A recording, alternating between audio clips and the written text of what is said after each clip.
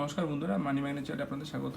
আজকের ভিডিওতে আমি একটা জিনিস আপনাদের নোটিস করাবো যে অ্যাসেট ক্লাস মার্কেট বা ইকুইটি মার্কেট এই দুটো কী সুন্দর কন্ট্রাস্টে চলে।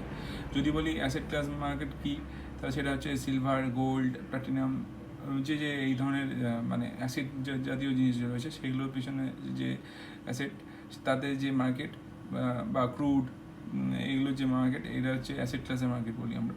আর ইকুইটি মার্কেট হচ্ছে যেগুলো শেয়ার, যে শেয়ার যে মার্কেটে রয়েছে সেটা যে মার্কেট সেটা ইকুইটি মার্কেট বা ডেরিভেটিভ মার্কেট। এবার বলি ইকুইটি মার্কেট, এই যে ইউএসএ ইরান ইসরায়েলের যে যুদ্ধ শুরু হয়েছে অলরেডি, দেশ জুড়ে মানে গোটা পৃথিবী জুড়ে একটা আলোড়ন পড়ে গেছে। এখন বলতে গেলে থার্ড ওয়ার্ল্ড ওয়ারের মতো শুরু হয়েছে। তো এই সিচুয়েশানে ইকুইটি মার্কেট থেকে লিকুইডিটি প্রায় বেরিয়ে যাচ্ছে এবং সেখানে ইকুইটি মার্কেট যেভাবে যত তাড়াতাড়ি ধস নামছে ইকুইটি মার্কেটে, তার উল্টো দিয়ে কন্ট্রাস্টে যদি আমরা দেখি অ্যাসেট ক্লাসে খুব সুন্দর আবার একটা র্যালি আসছে। এবং যেটা আমি আগেও প্রায় বলেছিলাম, প্রায় প্রেডিকশান করেছিলাম যে সিলভার গোল্ডের দাম বাড়বে এবং তাই বেড়েছে। সিলভারের দাম গতকাল বেড়ে গেছে প্রায় 20-25 হাজার টাকার মতো বেড়েছিল, মোটামুটি 35,000 টাকার মতন বেড়েছিল। সেখান থেকে একটা আবার ডাউন ট্রেন্ড আসে, মানে একটা টপ লেভেল থেকে আবার সেলিং প্রেশারের জন্য ডাউনে চলে আসে। 20,000 টাকায় এখন দেখাচ্ছে। সিলভার এখন ট্রেড করছে প্রায় 3,15,000 টাকায়। মানে টপ লেভেল ছিল হচ্ছে 3,25,000 ছিল। যাই হোক, সেটা কোথা থেকে বেড়েছে যদি দেখাই আপনাদের, সেটা হচ্ছে 2,95,000 থেকে বেড়ে 3,15,000-তে এসছে।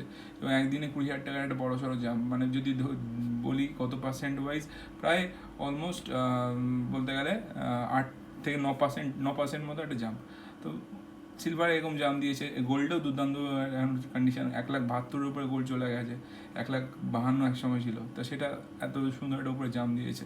সিলভার গোল্ডে একটা অ্যাসেট ক্লাসে আসছে। আসলে কি ব্যাপারটা হয়, মার্কেটে যখন ইকুইটির উপর ভরসা থাকে না, মানুষ তখন আস্তে আস্তে অ্যাসেট ক্লাসের দিকে টার্ন করে।